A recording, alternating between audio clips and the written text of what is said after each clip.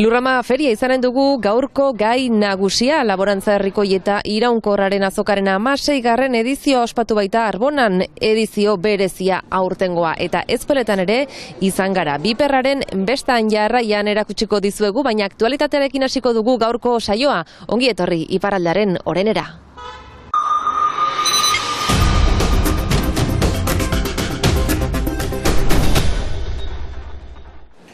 Zazpi pertsona atxilotu ditu Espainiako poliziak Gipuzkoa, Bizkaia eta Nafarroan. Egoera irregularrean dauden etorkinei muga gurutzatzen laguntzea egotzita. Lapurdira, Baionara eta Bordelera eramaten zituzten bereziki. Poltsa izena eman dioten operazioarekin lotutako atxiloketak duela 2 aste gauzatu bazituzten ere, gaur eman dute jakitera Jendarmeria eta Europolekin batera antolatu duten operazioaren berri.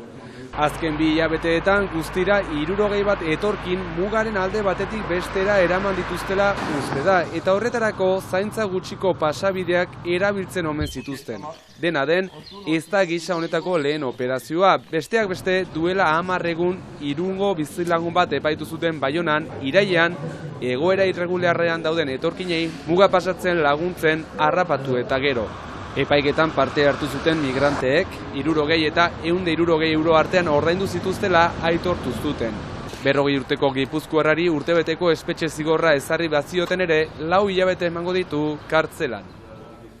Koronavirusaren kasuek goruntz jarraitzen dute. Duela 2 aste, tasa 40tik bera egon bazen ere, bikoiztu eginda eta une honetan 80tik gora dago inzidentzia tasa departamentuan.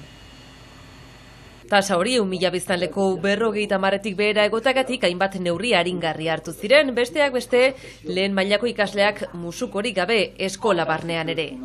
Akitania Berria eskualdeko datuen arabera, egoera bereziki ari da okertzen Pirineo Atlantikoetako departamentuan.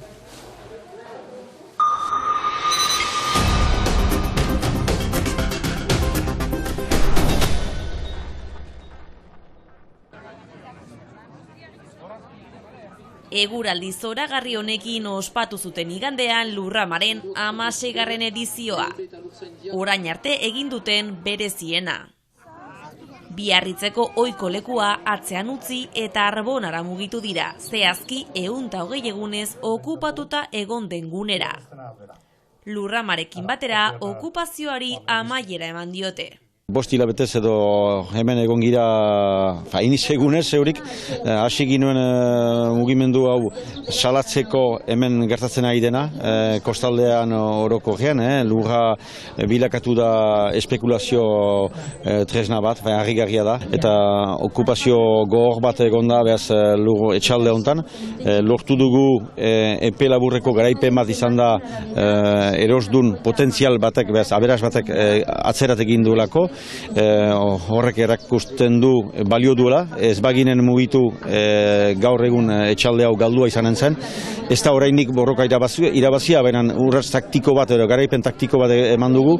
Badu dimentsio politikoago bat, usaian ere, badu beti politiko kutsu zerbait, zeren Lurrama ez da saloin neutro bat, badugu aldarrikapenak baditugu eta laborantzarako proiektu politiko bat, baina egeda hemen izaitearek ilan, horrek dimensione handiago bat hartzen duela. Egiraz nun giren, hor ez da godroinarik, ez da betoinarik, ortotxik ibiltzeran gintaizke, astapenetik defendatzen dugun lur horren gainen gira eta horren gainen dugu ere hemen lortutakoa ospatuko.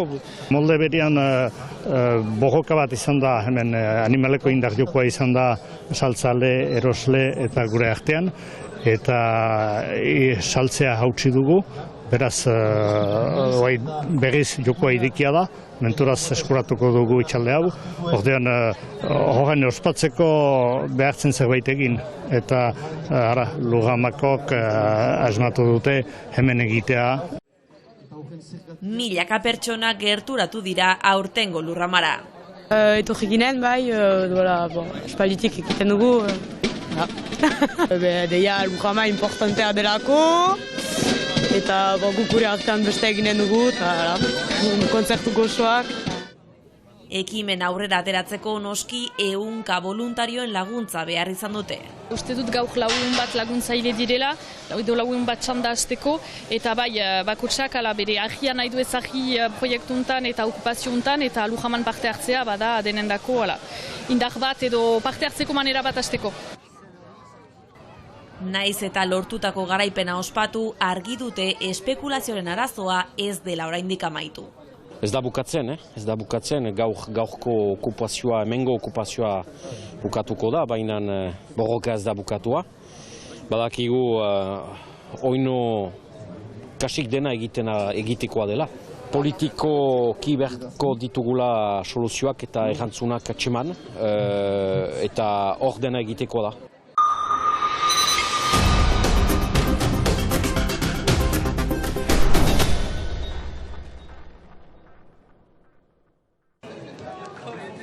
Asteburu honetan ospatu da Piperraren bestaren edizio berri bat Ezpeletan. Aurreko urteko hitzordua bertan behera gelditu eta gero aurten gogotsu zeuden partaideak. Posten gira denak berriz hemen izaitea eta ikustea jendea hurbiltzen hasia dela. Helburua beste behin bertako ekoizleen produktuak hurbiletik ikustea izan da eta noski horietako batzuk dastatzea ere bai. Piperrarekin lotuta dauden produktuak alde batetik, Baditugu Ezpeletako piperra hemen, badugu espenaz, hori maite dute hainitz, emaiten da sur le pain eta hala, baina hori maite dute, gero ber produktu baditugu ez da berritasun hainitz, baina bon. Baina Ezpeletako kaleetan zehar denetarik aurki genezake. Guk zerria eta gazna, zerrikia eta gazna. Beste produk badia hemen, Piperraz kanpoan izi gauza bada. Hemen gauzera Piperrain fama da. Aurreko edizioan 2019an 20.000 pertsona hurbildu ziren asteburu guztian zehar. Aurten zenbaki hori berdindu edo gainditzea espero dute. Hainbeste edizio eta gero zein ote daien sekretua hainbeste jende joateko. Besta ongi ezagutzen duen bati galdetu diogu. Ene txuria egiten dut, ene egian, zenta bada horako begoi eta 10 urte pastuik, lantzatu nuen, botatu nuen hemen eta Piper besta ideia egiteko. Orduan ez zen sobera jendeik, 300 bakarrik, goi eta 30.000 badie. Baina horako demorekin, espero dut eta jendea etorriko dela gaur. Eta maiteute jendea lurreko bakizu, mozkinak, produktuak eta ase maitea. Jatia, hori da, jatia da eta egin bide lehena. Bertaratu direnen artean, Oui, c'est la première fois. Et on a eu la chance. Nire lehenengo aldia da besta honetan, dio emakume honek. Janari guztiak itxura bikaina dauka eta biziki koloretsua da guztia. Hurrengo orduetan dudarik gabe piper batzuk erosiko ditut. Je pense qu'on va acheter une corde de piment. Asko seguru jada hurrengo urteko edizioan pentsatzen daudela.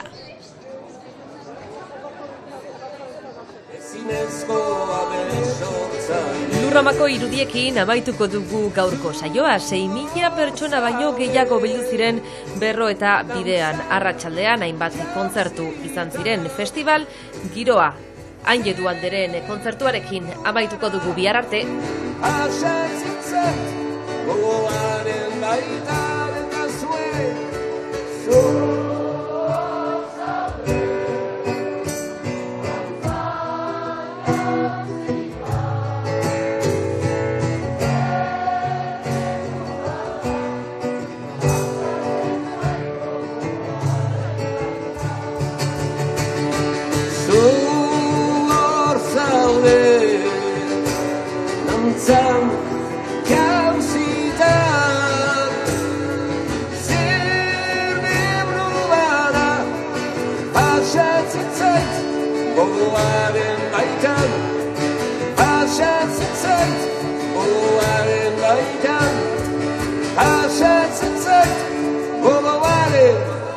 Bye.